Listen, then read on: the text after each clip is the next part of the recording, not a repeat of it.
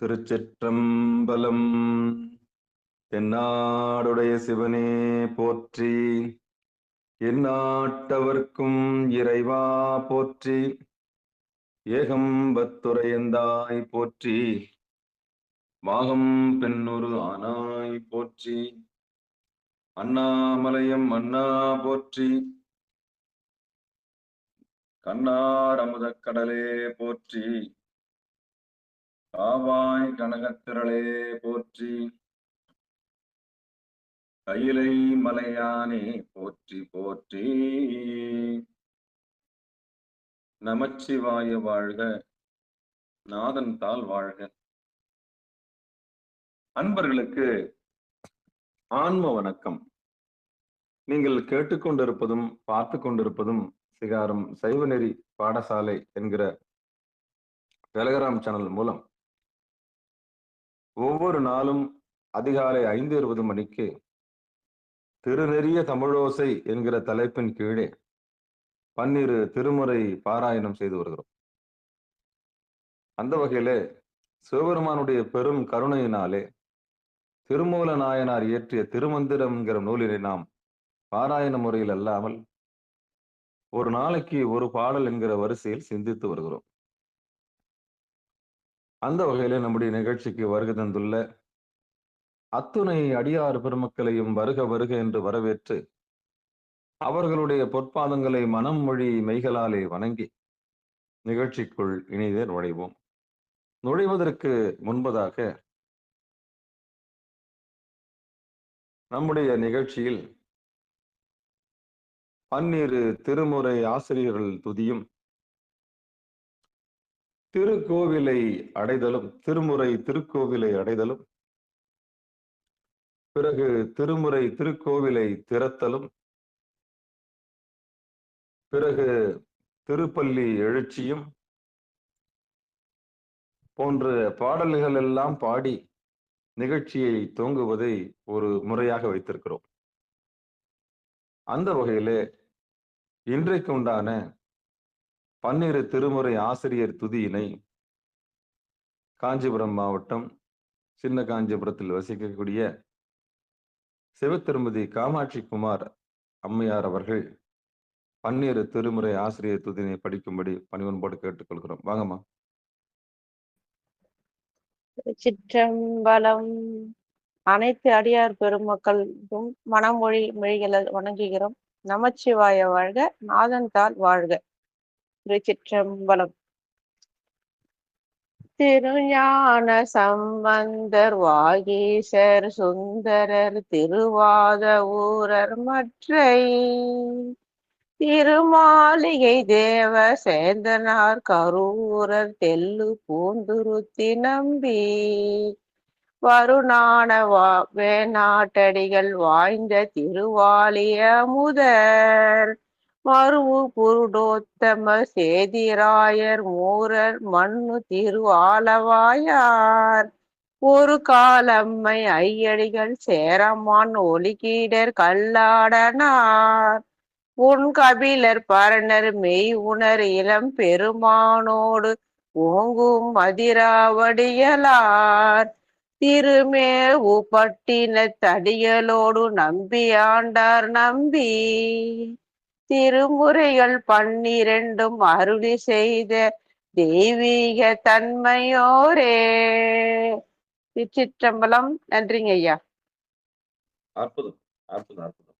அடுத்து நம்முடைய நிகழ்ச்சியில் திருமுறை திருக்கோவிலை அடைதல் காஞ்சிபுரம் மாவட்டத்தைச் சேர்ந்த சிவத்திருமதி காந்திமதி அம்மையார் அவர்கள். வாங்கம்மா. திருச்சிற்றம்பலம். அருட்பெருகு தனிக்கடலும் உலகுக்கெல்லாம் அன்பு செறி கடலுமாம் எனவும் ஓங்கும் ஒரு சமய முதல் சைவ நெறிதான் பெற்ற புண்ணிய கண் இரண்டெனவும் புவனம் உய்ய இருக்கடு உண்டவர் அருளும் உலகம் எல்லாம் ஈன்றால் தன் திரு அருளும் எனவும் கூடி தெருக்கலை ஞானக் கன்றும் அரசும் சென்று செஞ்சடை வானவர் கோயில் சேர்ந்தாரன்றே. தெருக்கலை ஞானக் கன்றும் அரசும் சென்று செஞ்சடை வானவர் கோயில் சேர்ந்தாரன்றே. நன்றிங்க ஐயா. திருச்சிற்றம்பலம். அற்புதம், அற்புதம். நன்றி, நன்றி. அடுத்து திருமுறை திருக்கோவிலை திறத்தல். காஞ்சிபுரம் மாவட்டம் காஞ்சிபுரத்தில் வசிக்கக்கூடிய அம்மையார் சிவத்திருமதி புனிதவதி அம்மையார், வாங்கம்மா. நமச்சிவாங்கய்யா. திருச்சிற்றம்பலம். பெருமான் பேரானந்தத்து பிரியாதிருக்க பெற்றீர்கள் அருமாலுற்று பெண்ணை நீர் அழங்கி அரட்டாதி திருமாமணி திருக்கதவும் திறந்த போதே சிவபுரத்து திருமாலறியா திருப்புழங்கன் திருத்தாள் சென்று சேர்வோமே.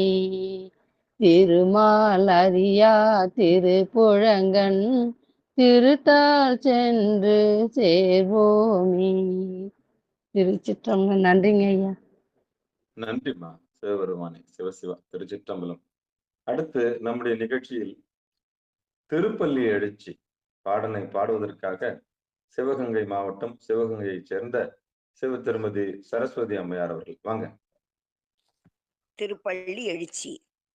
கோவென பூங்கோயில் கோழி கோவென கோயில் கூவின கோழி குறுகுழி இயம்பின சங்கம் ஓவின தாரகை ஓவின தாரகை ஒளி ஒளி உதயத்து ஓவின தாரகை ஒளி ஒளி உதயத்து ஒருபடுகின்றது விருப்பொடு நமக்கு தேவனர்ச்சரி கழல் தாழினை காட்டாய் தேவனர்ச்சரி கழல் தாழினை காட்டாய் திருப்பெரும் தூரை ஊரே சிவபெருமானே யாவரும் அறிவறியாய்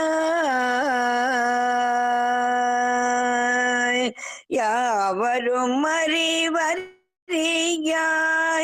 யமக்களியாய் யாவரும் அறிவறியாய் யமக்களியாய் எம்பெருமான் பள்ளி எழுந்தருளாயே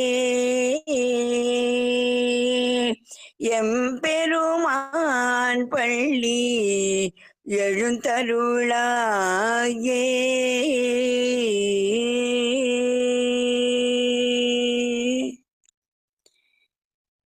ஓம் நம சிவாய. நன்றி. அற்புதமா. நன்றி நன்றி நன்றிம்மா. பகவான் சிவபெருமான் சிவசிவா. திருச்சிற்றம்பலம். தில்லையம்பலம்.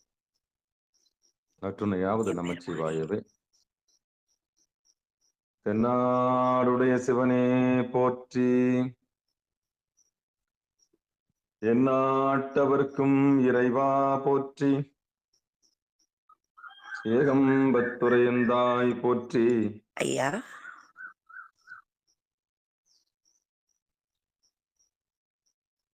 ஐயா. அம்மா சொல்லுங்கம்மா. ஒன்னும் கேட்கலையே. ஆமா, ஒரு முறை வெளியே போயிட்டு வாங்கம்மா. நீங்க என்ன மியூட் பண்ணி வச்சிருக்கீங்க. ஒரு முறை வெளியே போயிட்டு வாங்க.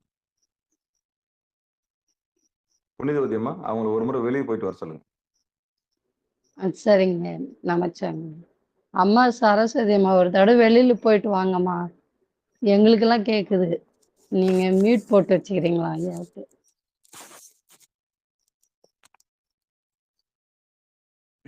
தென்னாடுடைய சிவனே போற்றி, எந்நாட்டவர்க்கும் இறைவா போற்றி, ஏகம்பத்துரையந்தாய் போற்றி, பாகம் பெண்ணொரு ஆனாய் போற்றி, அண்ணாமலையம் அண்ணா போற்றி, கண்ணார் அமுதக் கடலே போற்றி, காவாய் கனகத்திரளே போற்றி, கைலை மலையானே போற்றி போற்றி. அன்பர்களுக்கு ஆன்ம வணக்கம். சிவபெருமானுடைய பெரும் கருணையினாலே திருமூல நாயனார் இயற்றிய திருமந்திரம் என்கிற நூலினை நாம் ஒரு நாளைக்கு ஒரு பாடல் என்கிற வரிசையில் சிந்தித்து வருகிறோம். அந்த வகையிலே நமக்கெல்லாம் இந்த களத்தை ஏற்பாடு செய்த சிவபெருமானுக்கு, அதாவது சிகாரம் சைவ நெறி பாடசாலை என்கிற பெரிய களத்தை ஏற்பாடு செய்து மிக அற்புதமான நூலாக கருதக்கூடிய கைலாய பரம்பரையிலிருந்து வந்த இந்த உபதேசத்தை நாம் எல்லோரும் ஒவ்வொரு நாளும் சிந்திப்பதில் மிகவும் பெருமிதம் கொள்ளுகிறோம். சாமியோட பெரும் கருணையால் இது நடந்து வருகிறது.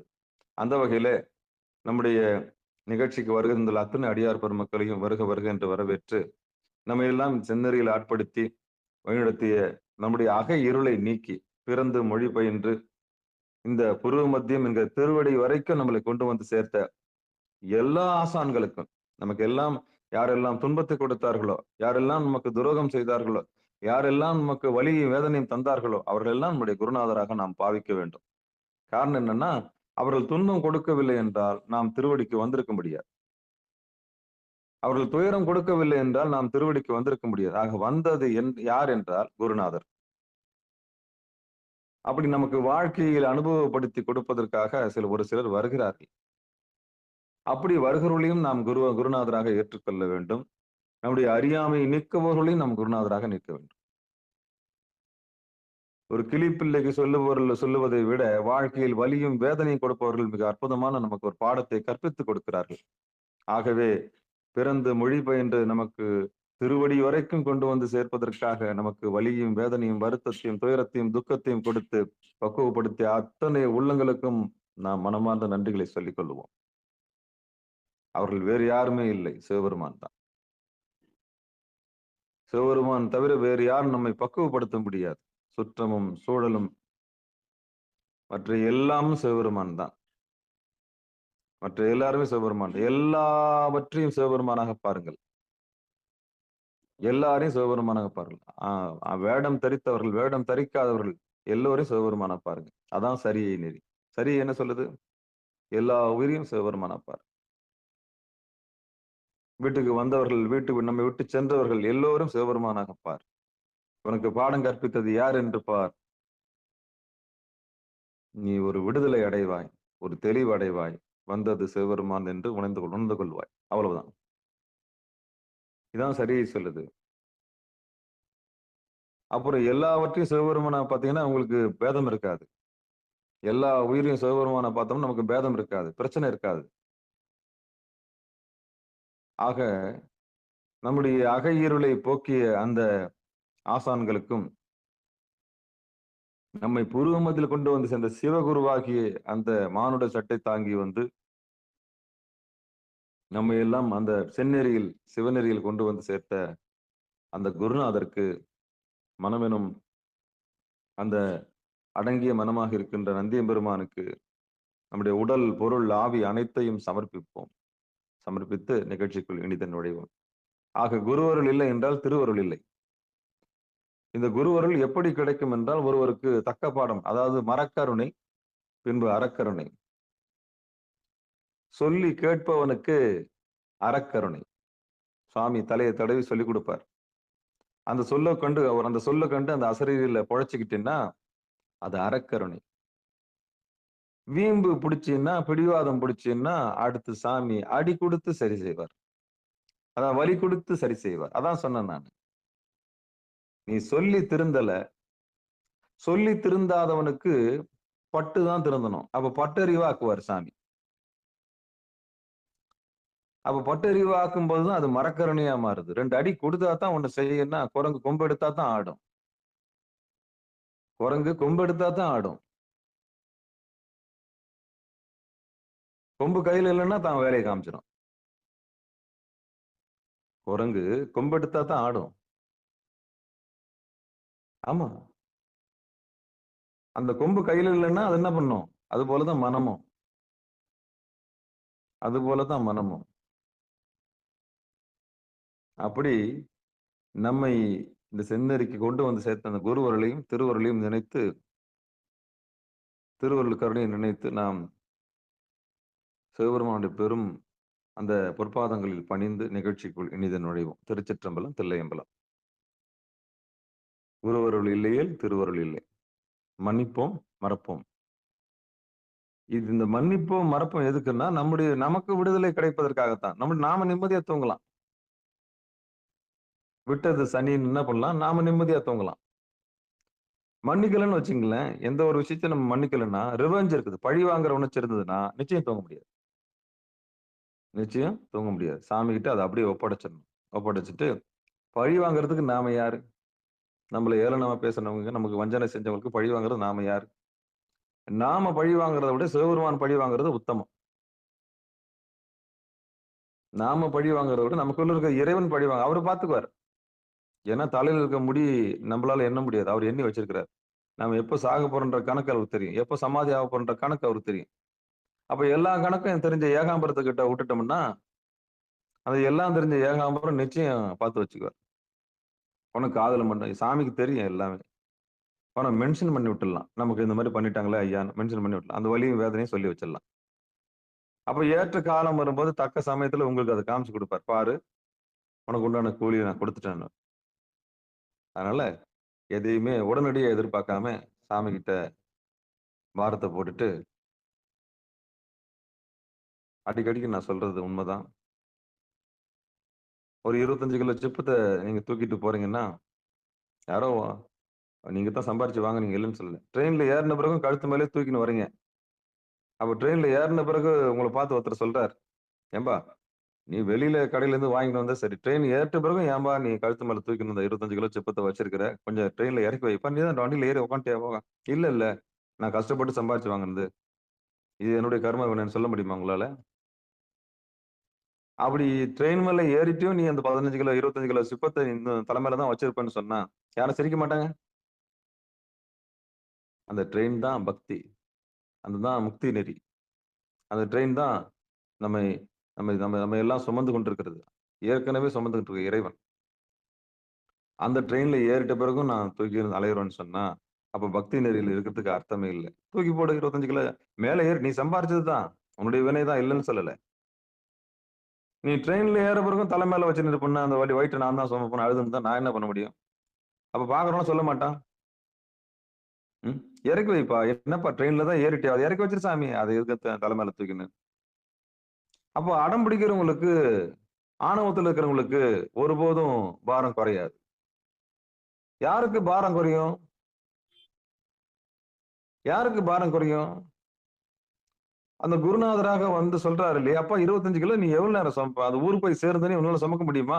அப்ப நானுன்றத தூக்கி போடு சாமி. அந்த 25 கிலோ அரிசி கீழ வச்சிரு. வண்டி தான் போகுது இல்ல ட்ரெயின். அப்ப கெஞ்சுவாங்க எல்லாரும். அப்ப ஆணவத்தால அந்த உயிர் என்ன பண்ண சொல்றது கேட்காது. நீ என்ன சொல்றது? நான் என்ன செய்யறது? நீ என்ன சொல்றது? இதுதான். அப்ப சாதாரண ட்ரெயின்ல போற நம்மளுக்கே ஒருத்தனுக்கு அறிவு இல்ல, இவன் கூமுட்டியா இருப்பானா? இவன் என்ன சொல்லியும் புரிஞ்சுக்கலையே. இவன் இவ்வளவு துக்கத்த அனுபவிக்கிறானே! அப்படின்னு நம்ம என்ன பண்ணுவோம்? நினைப்போம். அப்ப இறைவன் எப்படி நினைப்பார்? கொஞ்சம் யோசிச்சு பாருங்க. எல்லாவற்றையும் தாங்குவதற்கு நான் தயாராக இருக்கின்றேன். நான் தான் அவனை படைத்து, காத்து, அடித்து, மறைத்து அருளுகிறேன். இந்த உண்மை தெரியாம குழந்தை பாவம் நான் அலையுதப்பா. நான் அலையுதே சாமி. அதான் கடலுக்குள்ளேயே இருந்துகிட்டு மீன் குஞ்சு கேட்டுச்சாமே, கடல் எப்படி இருக்குன்னு. எல்லாமே உனக்குள்ள இருக்கு. எல்லாமே உனக்குள்ள இருக்கு. நீ அதுவாகத்தான் இருக்கிற. என்ன ஆணவம், கன்மம், மாயையால மறைஞ்சு போயிருக்கிற. ஆணவம், கன்மம், மாயையால மறைஞ்சு போயிருக்கிற. அப்ப குருநாதர் சொல்றத கேட்டிருந்தீன்னா, உனக்கு அந்த 25 கிலோ வெயிட் தெரிஞ்சிருக்காது. நீ உடனே தூக்கி போட்டு ஒரு சீட்ல உட்கார்ந்து ஹாயா வந்திருப்ப. அப்போ அறியாமை நிமித்தமாக, ஆணவத்தின் நிமித்தமாக, உன் அறியாமையினாலே உன்னுடைய துக்கத்தையும், துயரத்தையும் நீ சுமந்து கொண்டிருக்கின்றாய். அப்ப குருவர்களுக்கு பாத்திரமாகி இருந்தால், இந்நேரம் உனக்கு எல்லா விடுதலையும் கிடைத்திருக்கும். உனக்கு எல்லா விடுதலையும் கிடைத்திருக்கும். பரிபூர்ணமாக இருப்பாய். பரிபூர்ணமாக இருப்பாய்.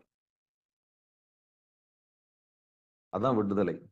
உடம்பால் விடுதலை, மனதால் விடுதலை, உனக்கு மயக்கத்திலிருந்து விடுதலை வாங்கி தருவோர் தான் உத்தமமான குரு. ஒரு சல்லி காசு கூட எதிர்பார்க்க மாட்டார். அவர் தான் குருநாதர். எதையாவது எதிர்பார்த்தால் என்றால் அவர் வியாபாரி.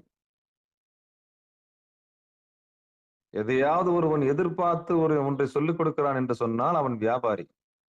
அவன் குருநாதர் ஆக முடியாது. அவன் சொல்லுவது ஒன்றும் பலிக்கவும் செய்யாது. நம்முடைய அந்த முக்குற்றங்களை நீக்கக்கூடிய அந்த உத்தமமான குருனுடைய திருவடிகளை மீண்டும் ஒருமுறை மனமொழி மெய்களால் வணங்கி நாம் திருமந்திரம் என்ற நூலுக்குள் செல்லலாம். ஏன் அடியன் வாயிலிருந்து இந்த மாதிரி குருவர்களை பத்தி வருதுன்னு சொன்னா, அது எப்படி வேணாலும் வரலாம். ஆசிரியரியா வரலாம், சின்ன குழந்தையா வரலாம், ஆசானா வரலாம். யார் மூலியமாவது நம்முடைய மயக்கத்தை தீர்க்கலாம். அது நல்லா கவனிக்கணும். ஆழ்ந்து பிரபஞ்சத்தை கவனிக்கணும். ஒரு கோழி கூவுதுன்னா நம்ம முருகபெருமான நினைக்கிறோம் இல்லையா? ஒரு குயில் கூவுதுன்னா ஒரு மாதிரி நினைக்கிறோம் இல்லையா? நல்ல சகுனம்லாம் சொல்றோம்ல, அது மாதிரிதான். நம்ம வாழ்க்கையில ஏற்படக்கூடிய சில விஷயங்களுக்கு இந்த பிரபஞ்சமே உடனே பதில் சொல்லிட்டு தான் இருக்கு. நம்மளால கவனிக்க முடியல. அதை உணர்ந்து அந்த விழிப்புணர்வு வந்துருச்சுன்னா நமக்கு துக்கமும் இல்லை, துயரமும் இல்லை. ரெண்டும் ஒண்ணுதான். துயரமும் இல்லை, இன்பமும் இல்லை. இன்பமும் இல்லை, துன்பமும் இல்லை. அப்போ ஒரு ஞானிக்கு இன்பமும் கிடையாது, துன்பமும் கிடையாது. அவரை மயக்கவும் முடியாது. அவ்வளவுதான். எந்த ஜால் ஜாப்பும் செய்ய முடியாது. அப்புறம் அவர் ஏமாத்தி அவரை என்ன பண்ண முடியும்? ஒண்ணும் பண்ண முடியாது. ஏன்னா அத்தனை வாட்டி அவர் ஏமாந்துருக்கிறாரு. ஒரு ஞானி ஆவதற்கு பல முறை ஏமாற வேண்டும். ஒரு முறை 2 முறை இல்லை. வாழ்க்கையில பல முறை நம்பி ஏமாந்துருப்பாரு. அதனால்தான் சூடுபட்ட பூனை மாதிரி அவர் உஷாராயிடுறாரு. அப்ப வலியும், வேதனையும், துக்கமும், துயரம், ஏமாற்றமும் ஒரு ஞானிக்கு தேவைப்படுது. அதனாலதான் சாமி அவங்களுக்கு அதையே கொடுக்கிறார். நல்லவங்களுக்கு ஏன் சோதனை வருதுன்னு இப்ப புரியுதா? பக்குவப்படுத்துவதற்காக இறைவன் கொடுக்கிற ஒரு பெரிய செக் அது. ஏன்னா இறைவனை தேடியதால் உனக்கு வந்த விளைவு அது. ஆனா பின்னாடி அடைய போறது என்ன தெரியுமா? மரணமில்லா பெருவாழ்வு. உன்னை புடம்போடுவதற்காக இறைவன் வைத்துக்கிற அந்த பெரிய சோதனை அது. சாகாம இருக்கக்கூடிய கலையை உனக்கு கற்றுத்தர போகிறார். அதனாலதான் சாமி உங்களுக்கு சோதனை தரார். அப்ப யார சோதிப்பார் சாமி? புடம்போடுவது எந்த தங்கம் அந்த சூட்டை அனுபவிக்கிறதோ அந்த தங்கம் தான் வடிவமைப்பு பெறும். அது மின்னும். அப்புறம் மின்னுவதெல்லாம் பொன்னல்ல. இப்ப இருக்கிற நிலைமைக்கு சொல்லிடுறேன். மின்னுவதெல்லாம் பொன்னல்ல. இதெல்லாம் வலியும் வேதனையும் அனுபவிச்சுதான் அதான் பொண்ணா மாறும்.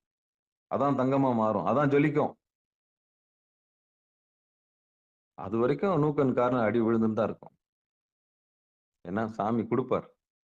இவ்வளவு வலியும் வேதனையும் எதுக்கு ஒருத்தனுக்கு கொடுக்கிறாருன்னு சொன்னா அவன் பின்னாடி ஜொலிக்கிறதுக்காக கொடுக்கிறார்.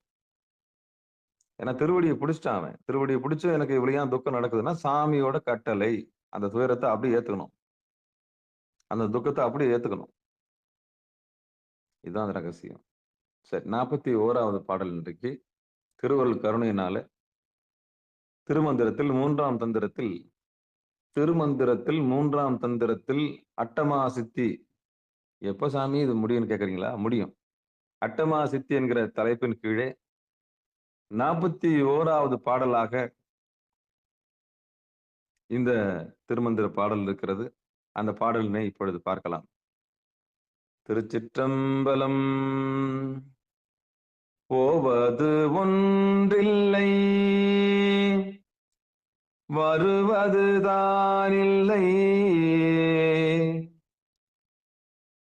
சாவது ஒன்றில்லை, தழைப்பது தானில்லை.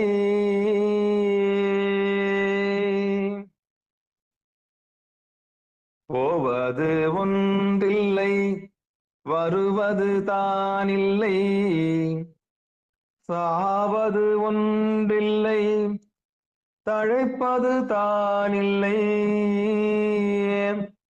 தாமதமில்லை தமரகத்தின் ஒலி,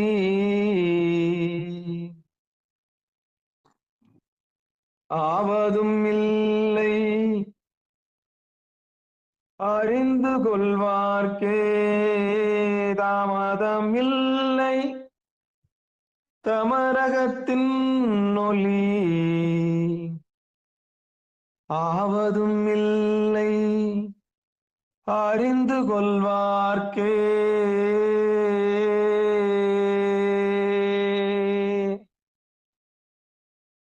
இது பாடல். பாடலுக்கு உண்டான பொழிப்புரை இல்ல பதம் பதமா கொஞ்சம் பார்த்துருவோம், பிரிச்சு பார்த்துடலாம். போவது ஒன்றும் இல்லை, வருவதும் தான் இல்லை, சாவது ஒன்றில்லை, தழைப்பது தான் இல்லை, தாமதம் இல்லை, தமரகத்தின் ஒளி ஆவதும் இல்லை, அறிந்து கொள்வார்க்கு. இதுதான் பாட்டு, பிரிச்சு பார்த்தாச்சு. இனி பொழிப்புரைக்கு போலாம். தர்மயாதினம். குண்டலி சக்தியை நன்கு காண வல்லார்க்கு பல்வேறு வகைப்பட்ட புவனங்களில் சித்தி வழி போக்குவரவு புரிதலும், எடுத்த உடம்பு இடையே விழுதலும், நுகர்ச்சி பொருள்களால் இன்புறுதலும், மயக்கமுறுதலும், துன்புறுதலும், யோகத்தில் நாடிகளில் பல இனிய ஓசைகளை கேட்டலும் மற்றும் ஆதார காட்சிகளில் நிற்றலும், இவை போல்வனும் ஆகிய உலகியல்கள் சிறிதும் இல்லையாம்.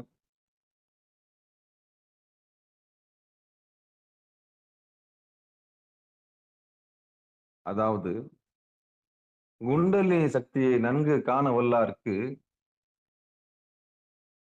பல்வேறு வகைப்பட்ட புவனங்களில் சித்தி வழி போக்குவரவு புரிதலும், எடுத்த உடம்பு இடையே வீழ்தலும், நுகர்ச்சி பொருள்களால் இன்புறுதலும், மயக்கமுறுதலும், துன்புறுதலும், யோகத்தில் நாடிகளில் பல இனிய ஓசைகளை கேட்டலும் மற்றும் ஆதார காட்சிகளில் நிற்றலும், இவை போல்வனவும் ஆகிய உலகியல் சிறிதும் இல்லையாம்.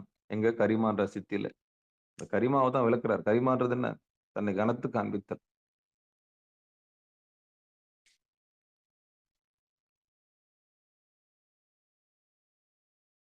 குறிப்பறை கொஞ்சம் படிச்சிடறேன். இல்லை என்றது அவற்றால் உணர்வு தெரிதல் இல்லை என்றதான். எனவே இந்நிலை கரிமாவாதல் பொருந்தும் என்பது காட்டியவாறு. தழைத்தல் இன்புறுதல், தாமதம் மயங்குதல், இவை கூறவே துன்புறுதலும் பெறப்பட்டது. தமரகம் ஒலி, இது கடை குறைந்தது என்று. அகத்து இன் என்பது தமரம் என்பதனோடும் இயந்து 3ஆம் அடி 3ஆம் எழுத்து எதுகை அப்படின்னு சொல்லிட்டு குறிப்பேர்ல கொடுக்குறாங்க. இப்ப நம்ம யதார்த்த வாழ்க்கையில சாமானிய உலகத்துல நமக்கு எப்படி இதை நம்ம பொருள்பட எடுத்துக்கலாம்ன்றதை பார்க்கலாம். சிவபெருமான சிவசிவா திருச்சிற்றம்பலம் தில்லையம்பலம். போவது ஒன்றுமில்லை, வருவது தான் இல்லை, இது முதல் வரி. அது போக்கும் வரவும் இல்லா புணரும் இல்லா புண்ணியனே, போக்கும் வரவும் புணரும் இல்லா புண்ணியனேன்ற மாதிரி இந்த திருவடியை அடைஞ்சவங்க, முதல்ல புருவ மத்தியத்தை தெரிஞ்சுக்கிறவங்க, இந்த புருவ மத்தியத்தை தெரிஞ்சுக்கிறதுக்கு ரொம்ப காலம் ஆகும். நான் மீண்டும் மீண்டும் அதை சொல்லிதான் ஆகணும், வேற வழி எனக்கு தெரியல. அறியாமல் இருக்கும் பொழுது இறைவன்னா யாருன்னு தெரியாத பிறகு இருந்துட்டீங்க, அதை விட்டுருங்க. ஏற்கனவே இறைவனோட இருக்கிறீங்க. ஆனா நெறிக்கு வரணும்னா உங்களுக்கு திருநீர் தெரிஞ்சிருக்கணும், ருத்ராட்சம் தெரிஞ்சிருக்கணும், அஞ்செழுத்து தெரிஞ்சிருக்கணும், சிவபெருமான தெரிஞ்சிருக்கணும். படைத்து காத்து அழித்து மறைத்து அருளுகிறவர் ஒரு உலன் ஒருத்தர் இருக்கிறாங்கன்ற அறிவு வந்த பிறகு நம்ம வரோம். அதான் சைவ சமயம். அப்படி சைவ சமயத்துக்கு உள்ள வந்துட்ட பிறகு நமக்கு கிடைக்கிற ஒரு பெரிய விஷயம் என்னன்னா, இந்த சரியை கிரியை யோகம் ஞானம். சரியைன்றது உடம்பால ஓடி போய் தொண்டு செய்யறது, உடம்பால ஓடி போய் தொண்டு செய்யறது, அடியார்கள் எல்லாரையும் சிவபெருமானாவே பாக்குறது, அவங்களுக்கு சாப்பாடு போடுறது, சாப்பாடு போட்டு மிச்ச உடனே அந்த ஒரு இலையை எடுத்து எட்ட போடுறது, மொத்த சுத்தம் செய்யறது, வாசல் பெருக்கிறது, தண்ணி தெளிக்கிறது, கோலம் போடுறது, பூ பறிக்கிறது, பூ கட்டுறது, உற்சவமூர்த்திகளுக்கு உதவி செய்யறது, அபிஷேகத்துக்கு தண்ணி எடுத்து வந்து கொடுக்கறது, அபிஷேக பொருள் வாங்கி கொடுக்கறது, நிதி உதவி பண்றது, நிகழ்ச்சி ஏற்பாடு செய்யறது, ஒரு விழாவை சிறப்பா செய்யறது, ஒரு அந்த கோயிலுக்கு உண்டான எல்லா விஷயத்தையும் உழவார பணி செய்யறது, இப்படி பெருமானுடைய நம்முடைய கருணைக்காக நம்மளை ரட்சிப்பதற்காக இறைவன் எடுத்த அந்த திருமூர்த்தங்களை இறைவனாவே பாவிக்கிறது. ஒரு தேர் வருதுன்னா அது சாமியாவே பார்க்கிறது, அடியார்களை இறைவனாக பார்க்கிறது, தன்னைத்தானே அர்ப்பணிக்கிறது. அன்பு கருணை மேலோங்கி இருக்கிறது, திருவேடம் தாங்கி இவங்களை தலைமையில தூக்கி வச்சுக்கிறது. இப்படி சரியையில முதல்ல நுழையிறோம். அவங்க கூட சேரும்போது அவங்க புத்தி நம்மளுக்கு வந்துடும். ஆனா அப்படிப்பட்ட அடியார்கள் கூட சேரணும். அது தேடுறது ரொம்ப அரிது. கைலாய வாத்தியம் வாசிக்கிறது, யாரையும் கேவலமா நினைக்க கூடாது. கோயிலுக்குள்ள இவங்க கீழே அவங்க மேல நினைக்க கூடாது. நீர் தெரிச்சவங்களை எல்லாரையும் சிவமா பார்க்கணும். நீர் தெரிச்சவங்களை எல்லாரையும் சிவமா பார்க்கணும். நீர்னா என்ன? திருநீர். இதுதான் சரி.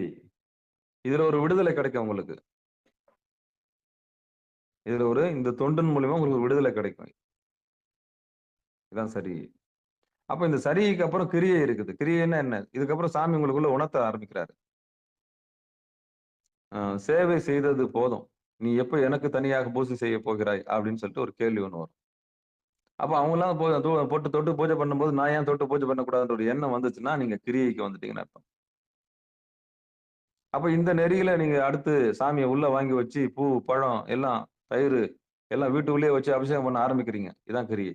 ஆசை வந்துருச்சு உங்களுக்கு. அந்த எல்லாம் வல்ல இறைவன் ஏன் நான் என் வீட்டுல வச்சுக்க கூடாது அப்படின்ற எண்ணம் வருது. அப்ப பெருமானுக்கு நான் ஏன் பண்ணக்கூடாது? மேல வானம் கீழே பூமி, நான் ஏன் பண்ணக்கூடாது? இந்த புத்தி வந்துருச்சுனாலே நீ கிரியைக்கு வந்துட்டேன்னு அர்த்தம். சுதாரிப்புக்கு வந்துட்டேன். முதல்ல போய் அடிமை செய்தாய். அதுல ஒரு நிறைவு ஏற்பட்டது. அந்த அடிமை ஏன் நான் இறைவருக்கு செய்யக்கூடாதுன்ற கேள்வி வந்தது. அதுதான் 2வது கிரியை. அப்ப பூ வைக்கிற, தண்ணி வைக்கிற, பொட்டு வைக்கிற, இப்ப எல்லா அலங்காரமும் செஞ்சு பாக்குற சாமிக்கு வீட்டுக்குள்ளேயே. அப்புறம் நீ தொட ஆரம்பிக்கிற. இதுதான் கிரியை. அப்படி செய்யும் போது உனக்கே ஒரு சலிப்பு, உனக்கு ஒரு விடுதலை கிடைக்குது. என்ன விடுதலைன்னா உள்ள ஒரு ஓங்காரம் கேட்குது. அப்ப சாமி என்ன பண்றாரு? சரியிலிருந்து விடுதலை கொடுத்தாரு. 2வது கிரியிலிருந்து உனக்கு விடுதலை கொடுக்குறாரு. என்ன விடுதலை கொடுக்குறாருன்னா ஓங்காரம் ஒலிக்க ஆரம்பிக்குது உனக்குள்ள. ஓங்காரம் ஒலிச்ச உடனே அதுல நீ லயிக்க ஆரம்பிக்கிற. இப்ப பூஜை செய்யறவனும் பூஜையை ஏத்துக்கிறவனும் 2 பேரும் ஒண்ணா மாறுறீங்க. அதான் யோகம். இது கொஞ்சம் காலம் பிடிக்கும். ஒரு உயிரினுடைய அந்த வினை வினை வினை வழி, அந்த வினைக்கு ஏத்த மாதிரி இந்த நிலைமை மாறும். அப்ப 2 பேரும் பூஜை செய்யறவனும் பூஜையை ஏத்துக்கிறவனும் 2 பேரும் என்ன பண்ணீங்க? ஓங்காரத்துல உட்காருவீங்க. அப்ப தவம் பண்றவன் யாரு? தவத்தை ஏத்துக்கிறவன் யாரு? 2 பேரும் ஒண்ணா உட்காரு. அதான் யோகம். அப்ப அது 2 இருக்கிற வரைக்கும் நீங்க யோகத்துல உட்காருவீங்க. கடைசியில அவன் தானாகவும் தான் அவனாகவும் மாறும்போது ஞானம் கிடைக்குது. அப்ப யோகத்தின் விளைவு ஞானம்.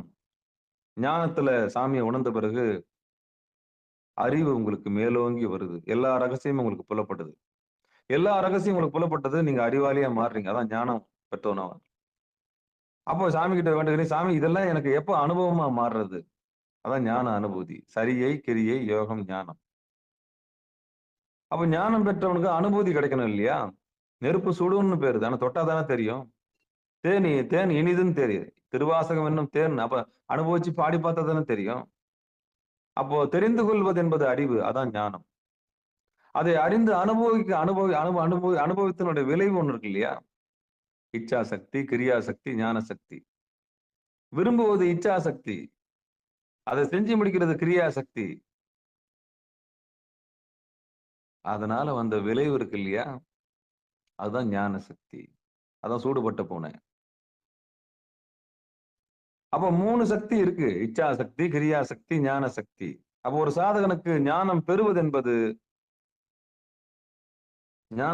என்பது அறிவு. அதாவது தகவல், ஒன் ஆஃப் த டேட்டா.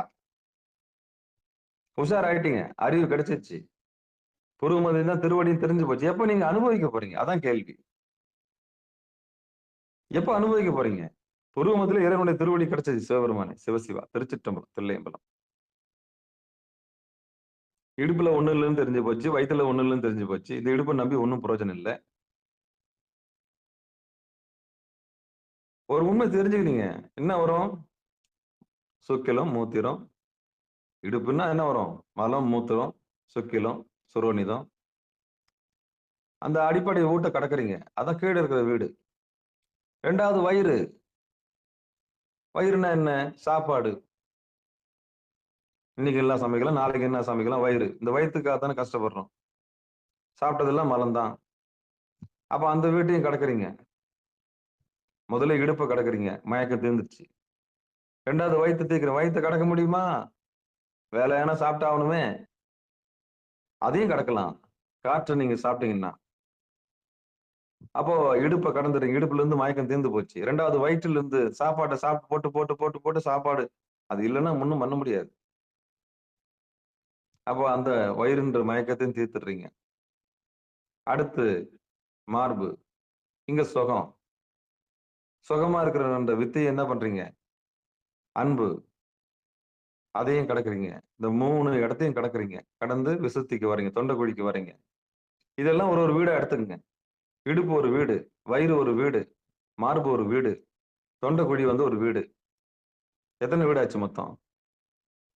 இடுப்பு ஒரு வீடு, அதான் மூலாதாரம். வயிறு ஒரு வீடு, சுவாதிஸ்தானம்.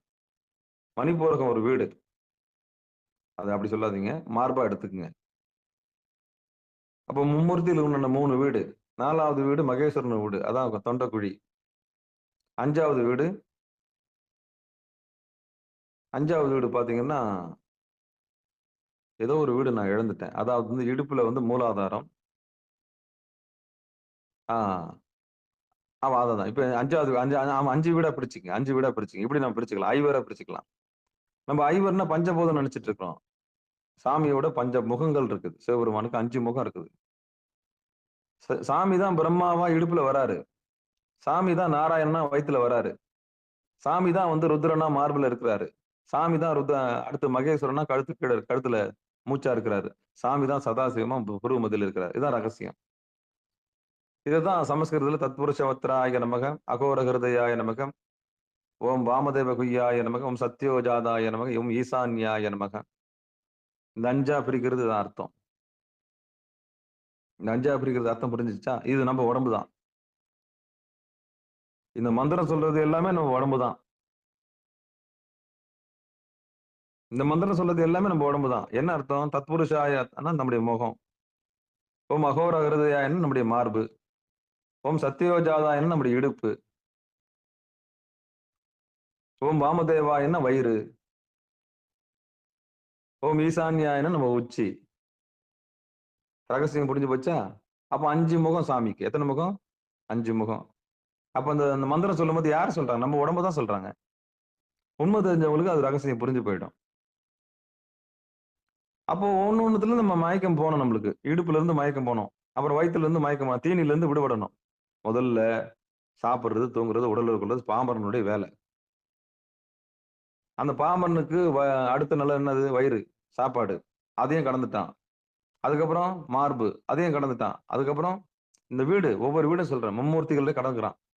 ஒருத்தன் பிரம்மாவை கிடக்குறான், ஒருத்தன் விஷ்ணுவை கிடக்குறான், ஒருத்தன் வந்து என்ன பண்றான்? ருத்ரனை கிடக்குறான். அதுக்கப்புறம் மகேஸ்வரனை பாக்குறான். அதுக்கப்புறம் சதாசிவனை பாக்குறான். அதான் 5வது வீட்டுக்கு வந்துடுறான்.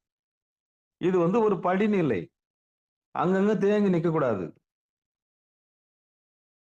அங்கங்க தேங்கி நிக்க கூடாது. உடம்பு பத்தின மயக்கம் உனக்கு சாமி கொடுத்துட்டாரா? முதல் வீட்டுல பாத்துட்டு இல்ல எல்லாத்தையும் அதோட ஏற கட்டிக்கிட்டு வா. 2வது வயிற்றுல இருந்து இறங்க விடுதலை வாங்கிடு. சாப்பாடு சாப்பிட்டு சாப்பிட்டு என்னதான் கண்ட? இறைவனுடைய திருவடி அடையிறது தான் நமக்கு நோக்கம். 3வது ருத்ரன்.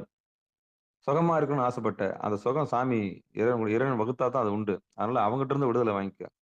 அடுத்து மூச்சு. அதான் மகேஸ்வரன். அந்த மூச்சையும் கவனிக்க ஆரம்பிச்சுட்ட. அதோட இறைவனுடைய திருவடிக்கு வந்துட்ட. அதான் பூர்வ மத்தியம். அப்ப இந்த திருவடிக்கு வர்றதுக்கு எத்தனை நீ வீட்டை கடக்க வேண்டியதா இருக்கு? 4 வீட்டை நீ கடந்து வரணும். 4 பேர்கிட்ட நீ பர்மிஷன் வாங்கணும். சரஸ்வதி கிட்ட, மகாலட்சுமி கிட்ட, ரௌத்ரி ஆகிய கௌரி கிட்ட, அப்புறம் மகேஸ்வரி கிட்ட, அதுக்கப்புறம் மனோன்மணி கிட்ட வந்து நிக்கிற. இத்தனை மாயா சக்திகளிடமிருந்து நீ விடுதலை பெற்றால் தான் உனக்கு பூர்வ மத்தியம் கிடைக்கும். அப்போ இந்த எல்லைக்கு வர்றதுக்கே இவ்வளவு நேரம் ஆச்சுன்னா இது ஒரு படிநிலை. பாவம் யாரையும் நம்ம குறை சொல்லக்கூடாது. ஒருத்தனை பார்த்த உடனே கண்டுபிடிச்சலாம். இடுப்புல இருக்கானா, வயிற்றுல இருக்கிறானா, மார்புல இருக்கிறானா, தொண்டை குழியில இருக்கிறானா, புருவ மத்தியில இருக்கிறானா. இப்படி கண்டுபிடிச்சீங்கன்னா நீங்க ஞானி. அவ்வளவுதான். ரொம்ப சிம்பிள். ஒருத்தன் டார்கெட் சாப்பாடு தான். ஒருத்தனுடைய சாப்பாடே வந்து உடல் உறவு தான். ஒருத்தனுடைய சாப்பாடே வந்து தூக்கம் தான் வச்சுங்களேன். அவன் இடுப்புலயே இருக்கிறான். பாவம் மூலாதாரத்திலேயே வாழ்ந்துக்கிறான் பாவன் அப்படின்னு சொல்லலாம். 2வது தீனியோன்னு அலைவான். வகை வகையா சாப்பிடணும். அவனுக்கு எப்படி இருக்கணும்? அப்படின்னா அவன் 2வது வீட்டுல இருக்க நாராயணன் கிட்ட இருக்கிறான்னு அர்த்தம். சாப்பிடுறது தூங்குறது சொகுசா இருக்கிறது. சாப்பிடுறது தூங்குறது சொகுசா இருக்குது. வயனமா சாப்பிட்டு நெய் நல்லா வயிறு பெருத்து போயிருக்கும். நல்லா பானை மாதிரி இருக்கும் வயிறு. பாத்துங்க பாருங்க. அங்க பாருங்களேன், அந்த கோஷ்டி எல்லாம் பாருங்களேன், நல்லா பானை மாதிரி இருக்கும் வயிறு. நல்லா வகை வகையான சாப்பாடு வாயனமா தின்னுதான் தலிச்சு போயிடும். தீனி தீனி மேல உள்ள நாட்டம் எப்ப அங்கிருந்து விடுதலை ஆகும்? நாராயணன் கிட்ட இருந்து விடுதலை முடிஞ்சு போச்சு. 3வது ருத்ரன். ருத்ரனுக்கு என்ன? சுகமா இருக்கணும். அதாவது இந்த பூனையை பார்த்து கத்துக்குங்க. பதுசா வந்து அழகா பெட்ரூம்ல ஏறி அழகா நம்மளுக்கு நடுவுல வந்து பத்துக்கும். அதுதான். அப்ப உயிர் தேடுறது என்னன்னா அடைக்கலம். யாராவது தலையை தடவி விட மாட்டாங்களா? இந்த அம்மா மார்பு நடுவுல பூந்துக்க மாட்டோமா? அப்படியே கதகதப்பா இருக்கிறது. எப்படி? கதகத. ருத்ரனுக்கு என்ன? ருத்ரனுடைய விருப்பம் என்ன தெரியுமா? சுகமா, அதாவது பதுசா இருக்கிறது. பதுசா இருக்குது. அப்ப உயிர் சுகத்தை தான் தேடுது. யாருன்னா பார்த்தா என்ன கேட்கறோம் நம்ம? எப்படி சௌகரியமா இருக்கிறீங்களா? கேட்கறோமா இல்லையா? சுகமா இருக்கீங்களான்னு கேட்கறோமா இல்லையா? அப்போ உயிருக்கு என்ன வேணும்? சுகம் வேணும். அப்போ மூலாதாரத்தை இடுப்பு கடந்து 2வது பிரம்மனை கடந்து 3வது நாராயணன், 2வது நாராயணன் என்ற வயிற்றை கடந்து 3வது இந்த சுகமா இருக்கிற லைஃப் இருக்கு இல்லையா? த லக்ஸூரியஸ். அதாவது வந்து இந்த உயிருக்கு என்னெல்லாம் நீங்க சுகத்தை கொடுக்கணுமோ அத்தனை சுகத்தை கொடுக்கறதுக்கு ஆசைப்படுறீங்க இல்ல? அபிலாஷைகள். அதையும் கடக்கணும். பாயில்லைன்னா கட்டாந்தரையில படுக்கிறது தயாராயிட்டீங்கன்னா நீ மெச்சூரிட்டி ஆயிட்டுன்னு அர்த்தம். இருக்கிறத கொண்டு வாழ பழகிட்டீன்னா நீதான் ராஜா. நீதான் பணக்காரன். கடன் இல்லாதவன் தான் பணக்காரன். எவன் ஒருவனுக்கு கடன் இல்லையோ அவனே பணக்காரன். அப்ப சொகுசு தேடாம, லக்ஸூரியஸ்னஸ் தேடாம, மேலவானும் கீழே பூமி இருப்பதையே சொர்க்கமாக மாற்றக்கூடிய ஆற்றல் வந்துருச்சுன்னா நீ 3வதாக ருத்ரனையும் கடந்துடுற. 3வதா இருக்கிற அந்த பார்ட்டையும் கடந்துடுற. உயிர் சுகத்தை தேடுது இல்லையா? அன்பை தேடுது. இந்த 3வது ருத்ரனுக்கு என்ன அடிப்படை தெரியுமா? அன்பு தான். யாராவது நம்ம மேல அன்பு காமிக்க மாட்டாங்களா? யாராவது 2 வார்த்தை பேச மாட்டாங்களா? அதான் பொய்யா போயிடுச்சே. அப்ப ருத்ரன் என்ன தேடுறான்னா அன்பை தேடுறான், சுகத்தை தேடுறான். வாடி என் செல்லம், யாருன்னா தலையை கோதி முத்தமா கொடுப்பாங்க நம்மளுக்கு? அது சும்மா மாயை. அது ஆணவம், கண்மம், மாயை. மாயை நம்மள மயக்கத்தானே செய்யும். சும்மா கொடுக்குற மாதிரி கொடுத்து நம்மள பாவலா பண்ணி வேலையை வாங்கி என்ன பண்றோம்? நான் ஏற்கனவே ஒரு கதை சொன்னேன். நான் திருப்பி அந்த கதையை நான் சொல்ல வேண்டியதா இருக்கு. நான் என்ன பண்றது? திருப்பி நான் சொல்ல வேண்டியதா இருக்கு. போவது ஒன்று இல்லை, வருவது தான் இல்லை, சாவது ஒன்றில்லை, தடைப்பது தான் இல்லை, தாமதம் இல்லை, தமரகத்தின் ஒளி ஆவதும் இல்லை, அறிந்து கொள்வார்க்கு.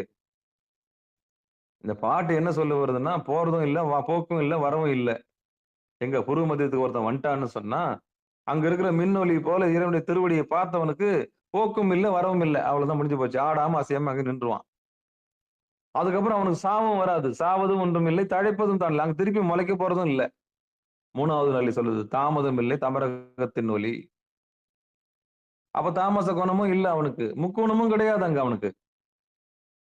3 குணம் என்னது? சாத்வீகம், ரஜோகுணம், சாத்வீக குணம், ரஜோகுணம், தமோ குணம். அப்ப 3 குணமும் அங்க கிடைக்காது. தாமதம் இல்லை, தமரகத்தின் ஒளியை பார்த்துட்டு புருவ மத்தியில ஆடாம அசையாம ஒருத்தன் நின்னுட்டான்னு வச்சுங்களேன். அப்ப எத்தனை அவஸ்தை இல்ல? போவதும் இல்ல, வருவதும் இல்ல, போக்கும் இல்ல, வரவும் இல்லை. அப்புறம் சாவும் கிடையாது அவனுக்கு. புருவ மத்தியில எவன் ஒருத்தன் தழைச்சு நின்னுட்டானோ அவனுக்கு சாவும் கிடையாது. எழுதி வச்சுக்கோங்க. அதுக்கப்புறம் அவங்க திருப்பியும் வந்து தழைப்பதும் இல்லை. புதுசா அங்க அதுக்கு என்ன அர்த்தம் தெரியுமா? இந்த போக்கும் வரவும் இல்லை என்ன தெரியல, பிறப்பும் கிடையாது, இறப்பும் கிடையாது. திருப்பி யோனியில பூந்துக்க வேண்டிய அவசியம் கிடையாது. புருவமத்துல போய் எவன் ஒருத்தன் கரெக்டா மெர்ஜ் ஆயிட்டானோ அவனுக்கு திருப்பியும் கருவாசம் கிடையாது. ஏன்னா திருவாசகத்துக்கு வந்துட்டான் அவன். திருவாசம் செய்கிற இடத்துக்கு வந்தவன் திருவாசகம் படிக்கிறான்னு அர்த்தம். திருவாசம் செய்கிற இடம் எது? இந்த உடம்பு உள்ள எல்லா இடத்துலயும் வியாபிச்சிருக்கு, இல்லைன்னு சொல்லல. ஆனா புருவமதி தான் வீடு. அப்ப வீடு பெற்றுன்னா திருவாசகம். திருவாசகத்தை தொட்டவன், அதான் புருவ மத்தியத்துக்கு வந்தவன் கருவாசகத்துக்கு போக மாட்டான். எழுதி வச்சுக்கோங்க, நோட் பண்ணிக்கோங்க.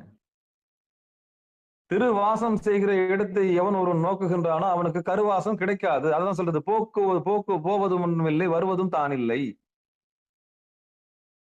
அப்ப கருவாசம் வேணாம்னா நீ திருவாசகத்தை பார்க்கணும். திருவாசம் எங்க இருக்கு? பூர்வ மதில் தான் இருக்குது. அப்ப திருவாசத்தை அடைந்தவனுக்கு என்ன சொல்ல? போக்கும் இல்லை, வரவும் இல்லை, சாவும் இல்லை. அங்க திருப்பி முளைக்கவும் போறது இல்லை. அதுதான் அந்த 2 லைன், முதல் 2 லைன் சொல்லிடுச்சு.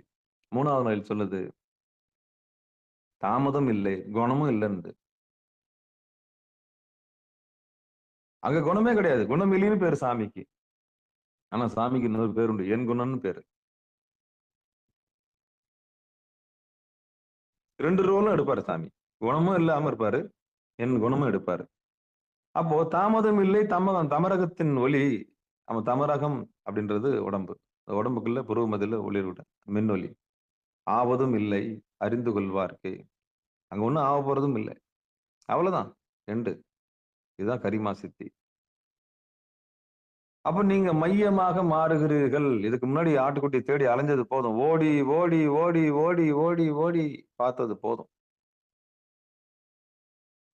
அப்ப செல்ஃப் ரியலைசேஷன் ஆகுது உங்களுக்குள்ள. வயசுக்கு வர்றீங்க. நீங்க தான் சமையறீங்க. இதான் பெரிய மனுஷன் ஆகுறதுன்னு அர்த்தம். இது மத்ததெல்லாம் பெரிய மனுஷன் கிடையாது. அது சமையறது கிடையாது.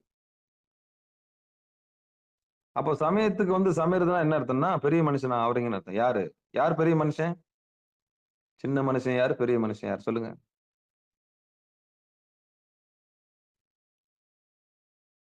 இறைவனுடைய திருவடியை தெரிஞ்சுக்காதவன் சின்ன மனுஷன். திருவடியை தெரிஞ்சவன் பெரிய மனுஷன்.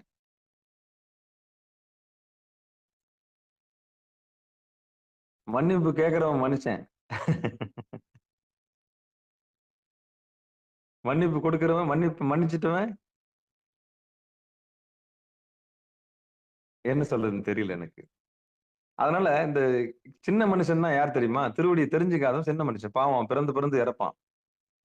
அப்ப பெரிய மனுஷன் யாருன்னா, திருவடியை தெரிஞ்சவன் பெரிய மனுஷன். அப்ப இந்த திருவடியை தெரியறதுக்கு எவ்வளவு கஷ்டப்பட்டு இருப்பீங்க வாழ்நாள். இந்த இடத்துக்கு, இந்த சேனலுக்கு, சிகாரம் சைவநெறி பாடசாலைக்கு வர்றதுக்கு புண்ணியம் பண்ணிருக்கணும்ல. சத்தியத்தை தெரிஞ்சுக்கணும்னா சாதாரண விஷயமா?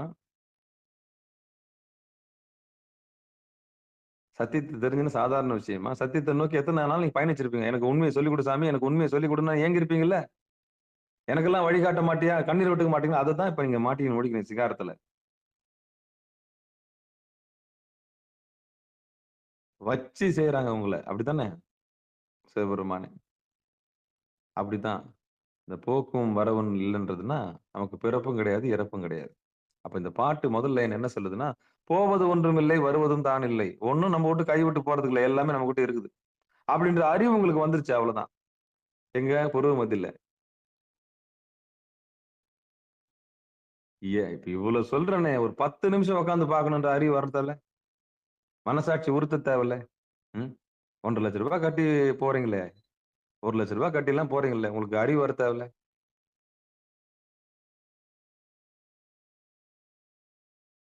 ஹெலிகாப்டர்ல இறங்கறதுக்கு ஃபீஸ், பிளைட்ல போறதுக்கு ஃபீஸ், ட்ரெயின்ல போறதுக்கு ஃபீஸ், சுத்தி காமிக்கிறதுக்கு ஃபீஸ்.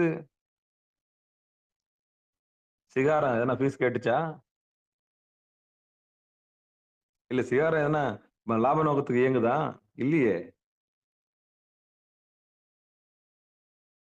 கையில இவ்வளவு எடுத்துன்னு வந்துருங்க, அவ்வளவு எடுத்துன்னு கேக்குதா? எதுவும் இல்லையே. ஞான தானம் மட்டும்தான் பண்ணுது சிகாரம். வேற என்ன பண்ணுது? கேக்குறேன். ஞான தானத்தை விட என்ன நம்ம பண்றோம்? வேற ஒண்ணுமே இல்லை.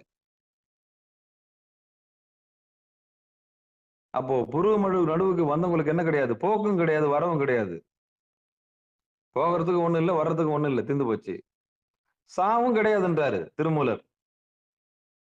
எத்தனை பேர் நம்புறீங்க? எவ்வளவு பேர் உண்மையை உடைக்கிறாரு பாருங்களேன். சாவும் கிடையாதுன்ற புருவ மத்தியத்துக்கு வந்துடணும், சாவும் கிடையாதுன்றார். உன்னை அசைக்கவே முடியாதுடா நீ வஜ்ரதேகம். ஆனால்தான் பாத்திரம் அறிந்து பிச்சை எடு.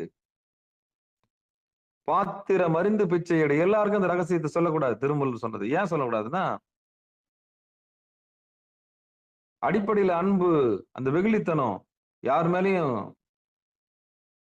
பழிவாங்கன்ற உணர்ச்சி இல்லாம, மூடனா இல்லாம, ஒரு மூடனுக்கு கொடுக்க கூடாது. இறை நாட்டம் இல்லாதவனுக்கு உபதேசம் கொடுக்க கூடாது. அவனுக்கு என்ன சொன்னாலும் அந்த செக்கு மாடு மாதிரி தான் இருப்பானா, அவனுக்கு கொடுக்கவே கூடாது. அவன் புத்தி தேராது. அப்ப யாருக்கு உபதேசம்? உபதேசம் பெற்ற கல்விமான்களுக்கு இங்க இடம் கிடையாது. அதான் அடிக்கடி சொல்லுவேன் நான், புத்திசாலிக்கு நம்ம சேனல்ல இடமே கிடையாது. ரொம்ப பாமரனா இருக்கவனுக்கும் சொன்னா ஏத்துக்கவும் மாட்டான், சொன்னா கத்துக்கவும் மாட்டான், சொன்னா புரிஞ்சுக்கவும் மாட்டான். அவனுக்கு இறை நாட்டமும் கிடையாது. அவனுக்கு மோட்ச முக்தி பத்தின ஐடியாவே இல்ல. என்ன சொன்னாலும் அவன் மண்டையில ஏற போறது இல்ல. அவனுக்கும் சிகாரத்துல இடம் கிடையாது. முட்டாளுக்கு. முட்டாள்னா யாரு? முட்டாதவன். இந்த முட்டாள்ன்ற சொல்லுதான் நம்ம சேனல்ல மிகப்பெரிய மாற்றத்தை ஏற்படுத்துச்சு. வலது கண்ணையும் இடது கண்ணு போய் புருவமத்தில எவன் முட்டுகிறானோ அவனே முக்திக்கு உரியவன் அப்படின்னு சொன்னேன். இதுல என்ன தப்பு இருக்குது? அவனே திருவடியை அடைந்தவன், அவனே விடுதலை பெற்றவனாகின்றான். அவனே விடுதலை பெற்றவனாகின்றான். அப்ப என்னைக்கு விடுதலை பெற போறீங்க? இதான் என்னுடைய கேள்வி.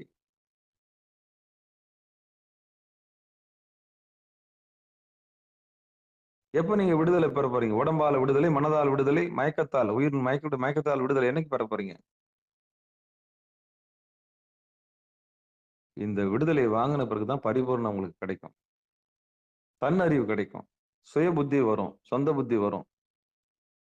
புரியாததெல்லாம் புரியும், தெரியாததெல்லாம் தெரியும், அறியாததெல்லாம் அறியலாம். ஐயா இவ்வளவு நாள் ஏங்க சொல்லல அப்படின்னு. ஏன்னா பக்குவம் இல்லை, நான் சொல்லல. அப்ப பாத்திரம் அறிந்து பிச்சை எடுன்னு சொன்னது பக்குவப்பட்ட உயிருக்கு தான் உபதேசம் கொடுக்க முடியும். எல்லா உயிருக்கும் கொடுக்க முடியாது. ரோட்ல போறவங்களாம் கூப்பிட்டு சொல்ல முடியுமா? வாப்பா பூர்வமத்தியத்தை வந்து சொல்ல முடியுமா? சொல்ல முடியாது. அவனுக்கு தேடல் இருக்கணும், ஒரு வலி இருக்கணும், ஒரு வேதனை இருக்கணும். அடுத்து என்ன நம்ம கேட்கணும், கேட்டாதான் கொடுக்க முடியும். ஆனா சுட்டி காமிக்கலாம். ஏன்பா ஊரா தெரிஞ்சு இருக்கிற இடத்த விட்டு.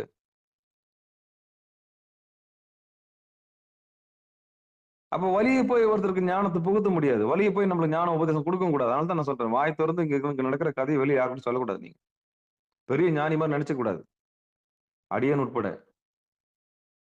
பக்குவப்பட்டவங்களுக்கு மட்டும்தான் உபதேசம் கொடுக்கணும். பக்குவப்பட்டவங்களுக்கு மட்டும்தான் கூப்பிட்டு அப்ப இந்த பாத்திரம் நல்லா இருக்குதான்னு பார்க்கணும். இது தேருமா, இது தேராதா,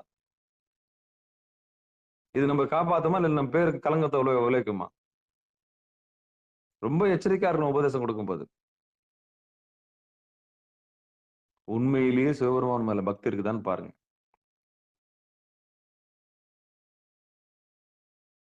எப்ப பக்தி வரும்? சும்மா வந்துடாது பக்தி. பக்தியில ரெண்டா பிரிச்சுங்க, மூட பக்தி, நியாயமான பக்தி. மூட பக்தினா என்ன? இருப்பிடம் தெரியாம அலையிறது. அலங்கோலமான பக்தி, முள்ளு குத்திக்கிறது, ரத்தத்தை பலி கொடுக்கிறது, ஆட்டு மாட்டை வெட்டுறது. ஏன் செய்யறோம், எதுக்கு செய்யறோம், என்னத்துக்கு செய்யறோம், ஏன் உயிர் பலி கொடுக்கணுன்ற அறிவே இல்லாம செய்யறது, அது மூட பக்தி.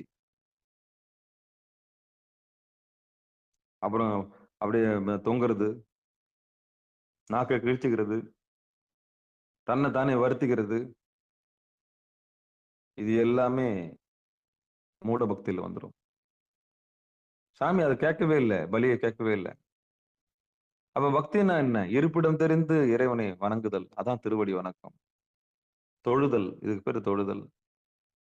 நல்லா யோசிச்சு பாருங்க, நீங்க மூட பக்தியில இருக்கலாம், பக்தியில இருக்கலாம். இருப்பிடம் தெரியாம வணங்கி என்ன பிரயோஜனம்? 1000 ரூபாய் இருக்கிறவங்க தான் 1000 ரூபாய் வாங்க முடியும்.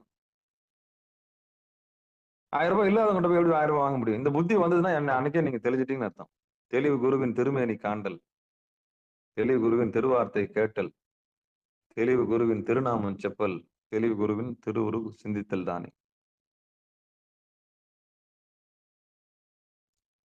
அவருடைய வார்த்தை கேட்டவொன்னு தெளிவு அடைஞ்சிட்டீங்கன்னா மேட்டர் முடிஞ்சிருச்சு. மேட்டர் முடிஞ்சிச்சு, அவ்வளவுதான். Relief, relief. இல்லூஷன்ல இருந்து relief, relief from illusion, relief from superstition.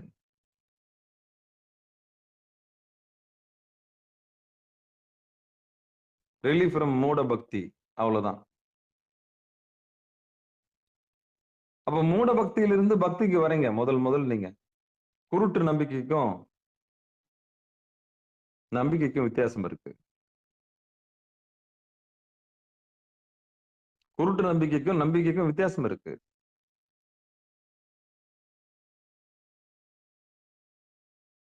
அப்போ சேருமிடம் சேர்ந்து சேரணும். உடையால் உந்தன் நடுவிற்கும் உடையால் நடுவில் நீ இருத்தி அப்படின்ற பாட்டு மாதிரி சாமிக்கு நடுவுல நிக்கணும் நம்ம சோமாஸ்கந்தர் மாதிரி. அப்ப யார் கூட சேருமோ அவங்க புத்தி நம்மளுக்கு வந்துடும். புத்தி யார் கூட சேருமோ அவங்க புத்தி தான் நம்மளுக்கு வரும். அப்ப மூட பக்தி உள்ளவங்களோட சேர்ந்தோம்னா மூட பக்தி தான் வரும். அவங்கள கீழே கொண்டு போய் சேர்த்துருவாங்க. பக்தி செய்யறவங்க கூட சேர்ந்தாதான் பக்தி செய்யக்கூடிய ஆற்றல் நமக்கு வரும். இதுதான் அந்த பாட்டு சொல்லுது. போக்கும் போவது ஒன்றும் இல்லை, வருவதும் தான் இல்லை, சாவது ஒன்றும் இல்லை. சாவது ஒன்றும் இல்லைன்னு சொல்லிட்டார் திருமூலர். இனி சாவே கிடையாதுன்ட்டார் புருவமதி வந்தவனுக்கு. அழுது அழுது அடி அடைந்தவர்களுக்கு இனி மரணம் இல்லா பெருவாழ்வு. அதான் வள்ளலார் சொன்னது. அங்க குணமும் 3 குணமும் கிடையாதுன்ட்டாரு. அந்த ஊர் ஊரா அலைஞ்சது இல்லாம நீதான் மையமா மாறுற. போதும் அலைஞ்சது போதும். என் சாமி, என் செல்லம், அலைஞ்சது போதும், அவ்வளவுதான்.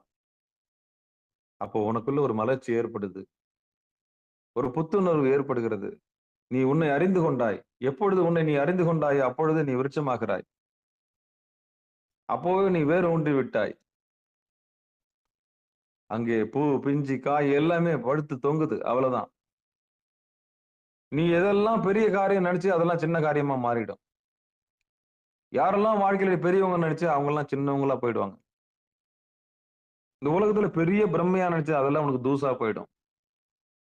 எப்போ நீ உன்னை அறியும் போது. எப்பொழுது உன்னை நீ தெரிந்து கொள்ளுகிறாயோ அப்பொழுது இந்த உலகம் சிறிதாக போய்விடும். ஆனா கரிமான்ற சித்தி என்ன சொல்லுதுன்னா, எவன் ஒரு உள்ளொளியை அந்த புருவ மதில ஆடாம அசையாம நின்னு தன்னை தானே தெரிந்து கொண்டானோ அவனுக்கு பிறப்பும் இல்லை, இறப்பும் இல்லை, சாவும் இல்லை, தழைப்பும் இல்லை, தாமதமும் இல்லை, குணமும் இல்லை, ஆவதும் இல்லை, அழிவதும் இல்லை அப்படின்ட்டான். அப்படிப்பட்ட திருவடியை தான் நான் கெஞ்சி கெஞ்சி கெஞ்சி கெஞ்சி தலைப்பாடா கெஞ்சி கெஞ்சி என்ன பண்றேன். போதையா பஜனை பாடினது போதும், பாட்டை எங்கடா பாடணும், வழி பாடு. வழி தெரியாம பாடாதப்பா, வழி தெரியாம பாடாத. நான் கெஞ்சுறேன் கெஞ்சுறேன். நான் எனக்காகவா கெஞ்சுறேன்? பாடு, வழி தெரிஞ்சு பாடு, மூலஸ்தானத்தை பார்த்து பாடு. எது மூலஸ்தானம்? குருமதி தான் மூலஸ்தானம். மனப்பாடம் பண்ணிக்க. சிவபுராணம் 95 லைன் உனக்கு தெரியுமா? வலது கண்ணு சூரியன், இடது கண்ணு சந்திரன், பூர்வ மத்தியில வச்சுட்டு முதல்ல வாய் திறந்து சொல்லு, அதுக்கப்புறம் மனனமா சொல்லு. அப்புறம் பாரு உன் நிலைமை என்ன ஆகுதுன்னு பாரு. உருகி பாடு, பித்தா பிறை சூடின்னு அங்க பாடு. ஆனா எல்லாரும் இருக்கும்போது பாடாத. உனக்கும் சாமிக்கும் மட்டும்தான் அங்க வெளிச்சம், மத்தவங்களுக்கு அங்க இடமே கிடையாது. இடைத்தரகர்களுக்கு அங்க வேலை கிடையாது. இடைத்தரகர்களுக்கு அங்க வேலை கிடையாது. There is no agent. There is no agent in between Lord and you. நீங்க என்ன 2 பேரும் ஒண்ணா ஆயிடுறீங்க. இறைவனுக்கும் உங்களுக்கும் யார் கிடையாது இடையில? எவனும் கிடையாது. அப்படி இருந்தாலும் அவனை எரிச்சிருங்க, நானும் உட்பட எல்லாருமே.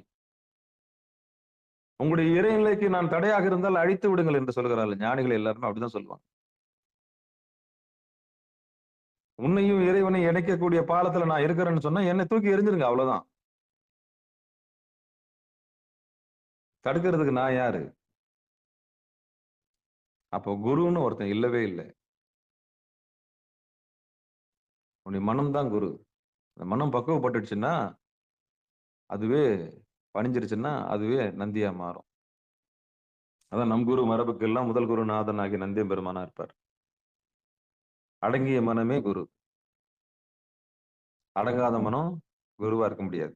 நம்மள அலக்கழிச்சு சின்ன பின்னப்படுத்தி நாசம் பண்ணி அழ வச்சு தாக்க அறுத்துரும். அப்ப பக்குவப்பட்ட மனசுக்கும் பக்குவப்படாத மனசுக்கும் வித்தியாசம் இருக்கு. பக்குவப்பட்ட மனசுக்கும் பக்குவப்படாத மனசுக்கும் வித்தியாசம் இருக்கு. அப்ப இந்த ஒரு பாட்டு இன்னைக்கு இன்றைய நாள் ஒரு அற்புதமான நாள். எல்லா நாளும் அற்புதமான நாள் தான். ஆனா இன்னைக்கு திருமூலர் என்ன சொல்றாரு? சாவே இல்லைன்ட்டார். அப்ப எல்லாரும் எப்ப நீங்க சாகாம இருக்கிறதுக்கான பயிற்சியை செய்ய போறீங்க? இதான் கேள்வி. முதலாவது உங்க வீட்டை கட்டுங்க. உங்க உடம்புன்ற வீட்டை கட்டுங்க.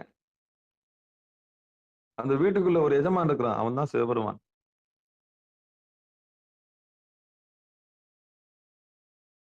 அதான் அடிக்கடி சொல்ல, சொந்த ஜீவனுக்கு துரோகம் பண்ணிட்டு நீ எந்த ஜீவனுக்கு தொண்டு செய்ய போற? நியாயமான கேள்வி தானே? உனக்கு நீ துரோகம் பண்ணிட்டு, உனக்கு வலியும் வேதனையும் வச்சுக்கிட்டு, நீ என்ன போய் பரிகாரம் பண்ணி என்ன பிரயோஜனம்?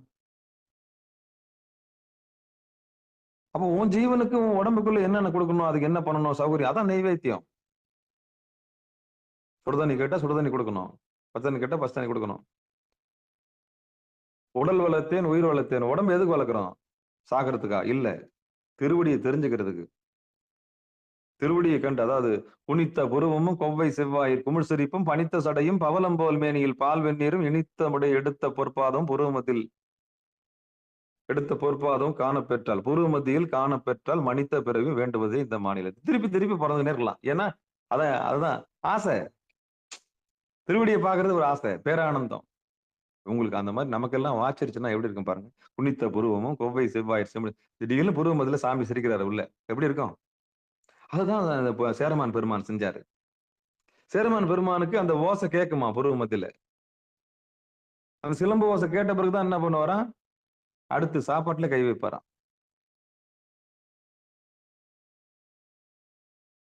அப்போ தவம் பண்ணாம அவரு சாப்பிடல.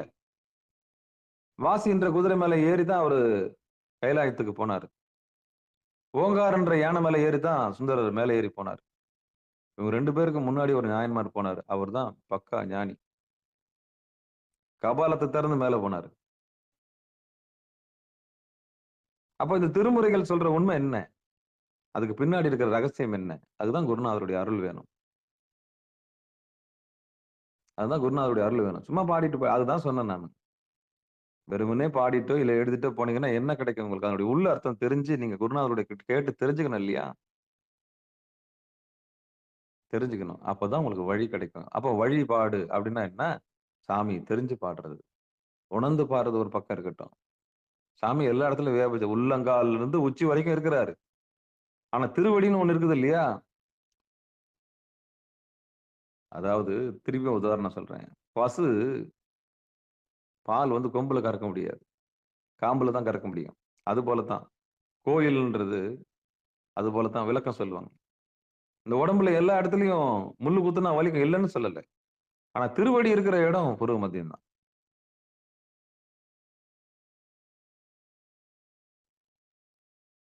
இததான் மாசில் வீணையும் மாலை மதியமும் வீசுதென்றலும் வீங்கில வேணிலும் மூசு வண்டரை பொய்கையும் போன்றது ஈசன் என்று இணையடி நிழலேன்னு சொன்னது. இணையடின்னு அதான்.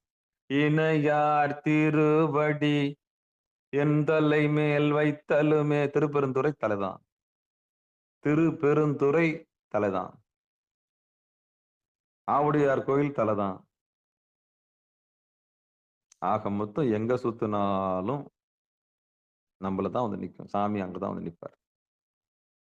அப்ப தன்னை அறிதல் தான் முதல் பாடம். தன்னை அறிந்து இன்பம் உருவதற்கே நாம் அந்த ஆனந்தமாக இருக்கவே வந்தோம். சத்து சித்து ஆனந்தம். சத்து சித்து ஆனந்தம் எப்ப கிடைக்கும்? இயல்பா 3 குற்றம் போச்சுன்னா வந்துடும். ஆணவம் கண்மம் மாயை என்ற 3 குற்றம் போச்சுன்னா நமக்கு கிடைக்கக்கூடிய முதல் பரிசு என்னது? சத்து சித்து ஆனந்தம். சச்சிதானந்தம்னு பேரு. இதுதான் ரகசியம். அப்ப இந்த பாட்டு நமக்கு சொல்ற உண்மையை நம்ம இதுக்கான இன்னும் ஒரு முறை பாடிடுறேன். அதோட முடிச்சுக்கலாம். சரி, நேரம் கருதி. போவது ஒன்றில்லை, வருவது தானில்லை, சாவது ஒன்றில்லை, தழைப்பது தானில்லை, தாமதம் இல்லை தமரகத்தின் ஒளி, ஆவதும் இல்லை அறிந்து கொள்வார்க்கே.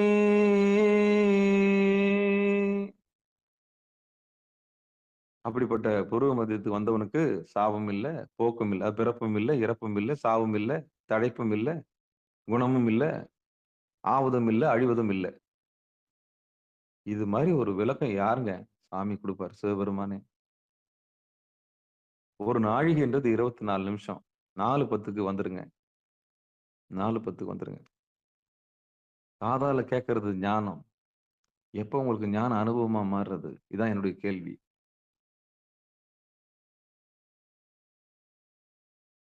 சரியா? இதுகாரம் சிவபெருமானே, சிவசிவா. இதுகாரம் பொறுமையா கேட்ட அத்தனை உள்ளங்களுக்கு மனமார்ந்த நன்றி சொல்லி நிகழ்ச்சியை இனி நிறைவு செய்வோம். திருச்சிற்றம்பலம், தில்லையம்பலம். இதுதான் செய்தி. இந்த பாடல் சொல்ற செய்தி இவ்வளவுதான். இதுக்கு மேல வாங்க, வந்து அனுபவிச்சு வாங்க. அனுபவிங்கன்னு தான் சொல்லுவேன் நான். ஆடாம அசையாம வாங்க. பாத்திரம் இருந்து பிச்சை எடுன்ற மாரி எல்லாருக்கும் இத சொல்லிட்டு உட்கார்ந்திருக்காதீங்க. எல்லா இடத்துலயும் பப்ளிக்ல இந்த மாரி உட்கார்ந்துராதீங்க. ஏன்னா கண்டவனுக்கு போகக்கூடாது. எவன் கொண்டவனை தேடுகிறானோ அவனுக்கு மட்டும் சொல்லிக் கொடுங்க. பசியா இருக்கணும். சிவபெருமான் மேல பசி இருக்கணும். சிவபெருமான் மேல ஏக்கம் இருக்கணும். தெரிஞ்சுக்கிறன்ற ஆமா. அந்த ஏக்கம் இல்லாதவர்களுக்கு இந்த உபதேசம் கொடுக்கக்கூடாது. வாங்கி வீணா போயிடும். விரைய வாங்கி பாறாங்கல்ல போட்ட வேற மாரி ஆயிடும். பாறாங்கல்ல போட்ட வேற முளைக்குமா? அந்த மாரி தான். கல் நெஞ்சக்காரங்கிட்ட இதெல்லாம் விதைக்க கூடாது. அவன் கண்டுக்கவே மாட்டான் நம்மள. அதனால தான் சொன்னேன். ரொம்ப தந்திரசாலிக்கும், புத்திசாலிக்கும் நம்ம சேனல்ல இடம் கிடையாதுன்னு சொன்னதுக்கான அர்த்தம் இதுதான். ஏன்னா அவங்க வச்சுக்கணும் ஏற்கனவே விதைய வாங்கி வச்சிருப்பாங்க அவங்க. தெரியும். தெரிஞ்சுக்கினே கூட நடிக்கிறவங்க நெறைய பேர் இருப்பாங்க. அவங்களும் நமக்கு இந்த இடம் கிடையாது. அதே மாரி பாறை மாரி இருக்கிற பாமரனுக்கும் இங்க இடம் கிடையாது. எவன் தேடல் இருக்கோ அவனுக்கு தான் இங்க இடம். பசி இருக்கு. சிவபெருமான உண்மையில சத்தியமா நான் தெரிஞ்சுக்கணும்னு ஆசைப்படுறவனுக்கு மட்டும் தான் சிகாரம். என்ன சொல்லி காமிக்க மாட்டாங்களா? யாராவது சுட்டி காமிக்க மாட்டாங்களா? என்ன வழிநடத்த மாட்டாங்களா? எனக்கு ஒரு அனுபூதி கிடைக்காதா? எனக்கு ஒரு விடுதலை கிடைக்காதா? நான் ஊர் ஊரா தெரிஞ்சுட்டேனே! எனக்கு ஒரு ஆச்சரியம் கிடைக்கும். இந்த கோயில்ல போனா ஐயர் எனக்கு காமிச்சு குடுக்கலையே! அந்த ஐயர் எனக்கு சொல்லி தரலைன்னா யாரும் சொல்லி தர மாட்டாங்க. நம்ம ஏங்கணும்னா நிச்சயம் கிடைக்கும். அதுதான் சிகாரம். இங்க மட்டும் கிடையாது. எல்லா இடத்துலயும் கிடைக்கும். எங்கேயாவது மானுட சட்டை தாங்கி சாமி வருவார். அதுல எந்த மாற்று கருத்தும் கிடையாது. நிச்சயம் விடுதலை உண்டு. நிச்சயம் விடுதலை உண்டு என்று சொல்லி நிகழ்ச்சியை இனிதே நிறைவு செய்வோம். வாழ்த்து. மண்ணில் நல்லவண்ணும் வாழலாம் வைகளும் எண்ணில் நல்ல கதிக்கு யாதுமோர் குறைவிலை கண்ணின் நல்லத்துறும் கழுமல வலநகர் பெண்ணின் நல்லாலோடும் பெருந்தகை இருந்ததே தனம் தரும் கல்வி தரும் ஒரு நாளும் தளவரியா மனம் தரும் தெய்வ வடிவம் தரும் நெஞ்சில் வஞ்சமில்லா இனம் தரும் நல்லனையெல்லாம் தரும் அன்பர் என்பவருக்கே கணம் தரும் பூங்குழலால் அபிராமி கடை கண்களே ஆரிரு தடந்தோல் வாழ்க அறுமுகம் வாழ்க வெற்பை கோருசை தனிவேல் வாழ்க உக்குடம் வாழ்க செவ்வேலேறிய மஞ்சை வாழ்க ஆனைதன் அணங்கு வாழ்க மாறிலா வள்ளி வாழ்க வாழ்க சீர் அடியாரெல்லாம் வான்மிகில் வழாது பெய்க மலிவலம் சுரக்க மன்னன் கோன்முறை அரசு செய்க குறைவிலாது உயிர்கள் வாழ்க நான்மறை அறங்கள் ஒங்கு நற்றவம் வேள்வி மல்க மேன்மைகள் செய்வ நீதி விளங்குக உலகமெல்லாம் மேன்மைகள் செய்வ நீதி விளங்குக உலகமெல்லாம் மேன்மைகள் செய்வ நீதி விளங்குக உலகமெல்லாம். திருச்சிற்றம்பலம். அன்பர்களுக்கு ஆன்ம வணக்கம். நீங்கள் கேட்டுக்கொண்டிருந்ததும் பார்த்து கொண்டிருந்ததும் சிகாரம் சைவ நெறி பாடசாலை என்கிற டெலிகிராம் சேனல் மூலம் ஒவ்வொரு நாளும் அதிகாலை 5:20 மணிக்கு திருநெறிய தமிழோசை என்கிற தலைப்பின் கீழே 12 திருமுறை பாராயணம் செய்து வருகிறோம். அந்த வகையில சிவபெருமானுடைய பெரும் கருணையினாலே திருமூல நாயனார் இயற்றிய திருமந்திரம் என்கிற நூலை பாராயண முறையில் அல்லாமல் ஒரு நாளைக்கு ஒரு பாடல் என்கிற வரிசையில் சிந்தித்து வருகிறோம். அந்த வகையில் நம்முடைய நிகழ்ச்சிக்கு வருகை தந்து சிறப்பித்த அத்தனை உள்ளங்களுக்கும் மனமார்ந்த நன்றிகளை சொல்லி மனமொழி மேகலாலே அவருடைய பொற்பாதங்களை வழங்கி நிகழ்ச்சியை இனிது நிறைவு செய்வோம்.